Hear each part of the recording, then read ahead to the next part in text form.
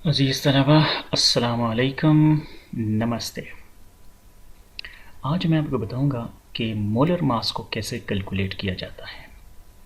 अगर आप देखें तो मोलर मास जो है वो दरअसल किसी भी कंपाउंड के अंदर जितने भी एलिमेंट होते हैं उन सब के मासेस का मजमूआ होता है। जैसे कि आप तारीफ में देख सकते हैं, it is the sum of atomic masses of all the substances in a compound. अब यहाँ पर हम कुछ कंपाउंड्स का जो है वो मोलर मास कैलकुलेट करने की कोशिश करेंगे। तो उसके लिए चले मैं एक एग्जांपल ले लेता हूँ। मेरे पास इस वक्त जो एग्जांपल मौजूद है वो ग्लूकोज की ले लेते हैं, ठीक है ना। तो C6H12 और O6, ठीक है, ये ग्लूकोज का फार्मूला है। इसमें आप देख सकते हैं ये कार्बन के 6 एटम हैं, हाइड्रोजन के 12 हैं और ऑक्सीजन के 6 हैं। आपके जहन में ये चीज़ होनी चाहिए कि कार्बन जो है उसका एटॉमिक वेट या एटॉमिक मास जो है वो 12 होता है। अगर एक का 12 होता है तो ज़ाहिर 6 का कितना होगा, उसके साथ हम उसको मल्टीप्लाई करेंगे। तो ये कार्बन का आ गया। लेकिन चूंकि हमने मोलर मास मालूम करना है तो सबको कैलकुलेट करना पड़ेगा। इसी तरह हाइड्रोजन की तरफ आ जाएं तो एक हाइड्रोजन का जो मोलर मास होता है वो 1 होता है। तो 12 का जो होगा उसको मल्टीप्लाई कर लेंगे उसके साथ, ठीक है। प्लस आगे ऑक्सीजन की तरफ आ जाएं तो ऑक्सीजन जो है उसमें से एक ऑक्सीजन का जो एटॉमिक मास होता है वो 16 होता है। तो ज़ाहिर है जब 6 होंगे तो उसको मल्टीप्लाई करेंगे उसके साथ। अगर हम इसको सॉल्व करें तो ये आ जाएंगे जी 72 और प्लस ये 12 आ जाएंगे और ये आ जाएंगे जी 96। और अगर हम इन सब का सम निकालें, इनको ऐड करें, तो हमारे पास जवाब आ जाता है 180 ग्राम पर मोल, ठीक है। तो हमने ग्लूकोज का मोलर मास जो है वो कैलकुलेट कर दिया। इसी तरह से आपके पास अगर कोई दूसरा कंपाउंड हो तो उसका भी आप कैलकुलेट कर सकते हैं। मिसाल के तौर पर हम यहाँ पर मोलर मास कैलकुलेट कर लेते हैं H2SO4 का। चलिए H2SO4, तो H2SO4 का जो है मोलर मास हम कैलकुलेट करते हैं।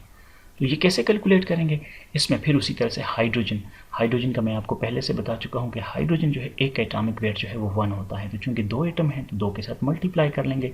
इसी तरह एक सल्फर जो है वो 32 होता है। तो ज़ाहिर एक ही सल्फर है तो उसको 32 से मल्टीप्लाई कर लेंगे। ये प्रॉपर तरीका है ना ये इसको सॉल्व करने का। इसी तरह ऑक्सीजन जो है वो 16 होता है, लेकिन चूंकि उसका एटम जहाँ पर 4 हैं तो 4 को हम 16 से मल्टीप्लाई कर लेंगे। तो ये 2 आ जाएगा और ये आ जाएगा 32 और ये आ जाएगा 64। और अगर हम इस सब को सम करें तो ये आ जाता है जी 98 ग्राम पर मोल। ये दूसरी एग्जांपल जो है हमने सॉल्व कर दी। इसी तरह से हम और भी एग्जांपल जो है वो सॉल्व कर सकते हैं। मैं यहाँ पर आपको एक एग्जांपल और करवाऊँगा। तो ये एग्जांपल जो है हमारे पास है, चलें इसको हम कह देते हैं जी कैल्शियम कार्बोनेट को ले लेते हैं। Calcium carbonate CaCO3। अब इसकी एग्जांपल को हम सॉल्व करते हैं। तो इसकी एग्जांपल को जो है मैं सॉल्व करूंगा इस तरह। कैल्शियम जो है, कैल्शियम ये होता है 40। तो एक ही एटम है तो इसको ज़ाहिर 40 के साथ मल्टीप्लाई कर लेंगे। इसी तरह से अगर हम कार्बन की बात करें तो मैं आपको ऑलरेडी बता चुका हूँ कि कार्बन 12 होता है। तो एक एटम है तो 12 के साथ मल्टीप्लाई कर लेंगे। प्लस ऑक्सीजन की हम जैसे अभी बात कर चुके हैं, तो ऑक्सीजन ज़ाहिर 16 होता है, लेकिन 3 एटम है तो 3 को जो है वो 16 के साथ मल्टीप्लाई कर लेंगे। अब इसको अगर हम सम टोटल करें तो ये आ जाएगा 40 और ये आ जाएगा 12 और ये आ जाएगा 48।